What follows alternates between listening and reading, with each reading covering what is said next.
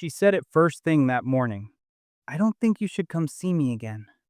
I was in the kitchen making coffee and I said, okay. She said, what do you mean, okay? I said, okay. That was it. No pleading, no wood for the fire. The air in the kitchen thickened like everything in it had tensed up. She stood behind me for a moment, then punched me in the back of the head. Not hard enough to drop me, just hard enough to elicit a reaction. But I didn't react. I didn't turn around. I finished making my coffee and said I'd still take her to work. She didn't argue. We climbed into my father's old Chevy Lumina. The seats were scarred with cigarette burns, and years of him driving around with 2 full gas cans in the trunk had imbued it with a dangerous odor. That car was a small disaster, but it started. We didn't talk much on the way. When we reached the zoo in the middle of Alexandria, I pulled to the curb. She got out, adjusted her bag, and walked toward the gate. Just before she disappeared inside, she turned and gave me a little wave. I didn't wave back. There was no metric in the universe that would have me coming to pick her up in the evening. I just drove away. By noon, I was sitting inside a casino. I don't even remember walking in.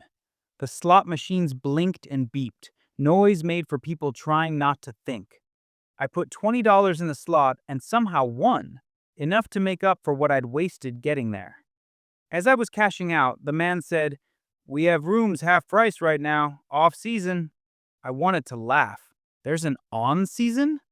I didn't say it. I just shook my head and managed to say, I'm gonna go home. There was a sob stuck in my throat, but I needed to hear myself say it, to confirm to another person that I was leaving. 10 minutes into my journey, I entered a town that didn't seem real.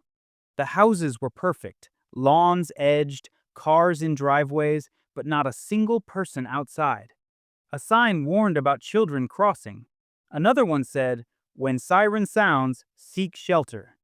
It felt like something out of a Rod Serling sketch, like everyone had been told to hide from outsiders. As I left the city, I saw the cooling towers. That explained it. A shift town. Nuclear workers sleeping off the day. Logical. But the logic didn't make it less eerie. I left with the feeling that I'd seen behind the curtain of a stage not set. Later that day, in Mississippi, I stopped at a gas station. Inside, near the counter, there was a small metal cage. In it sat an orange tamarin, tiny, bright, with a face too human to be dismissed. One hand slipped through the bars, fingers spread. It chirped mournfully.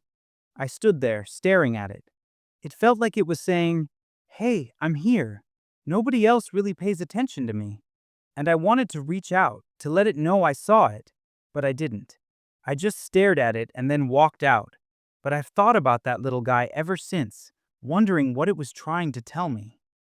I got onto the Natchez Trace Parkway as evening spread.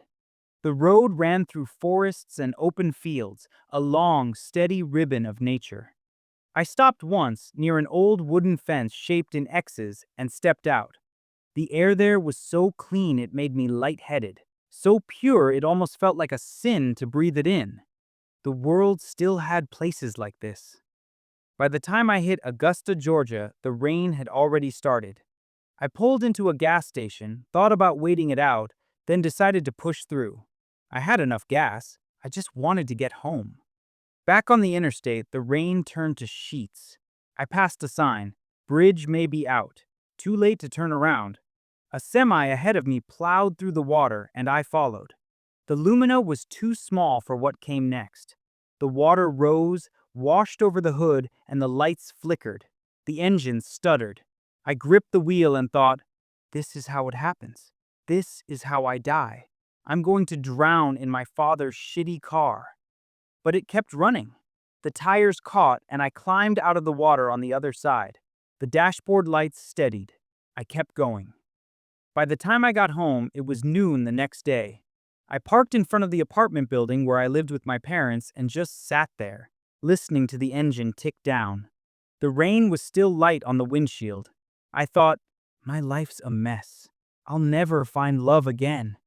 But underneath that was another thought. What a trip that was. Now, years later, at 46, I look back and think, what a blessing, too. Every piece of it, the punch, the monkey, the Twilight Zone town, the stars, the bridge that almost ended me, the whole sequence of it felt chaotic then. Now I see it for what it was.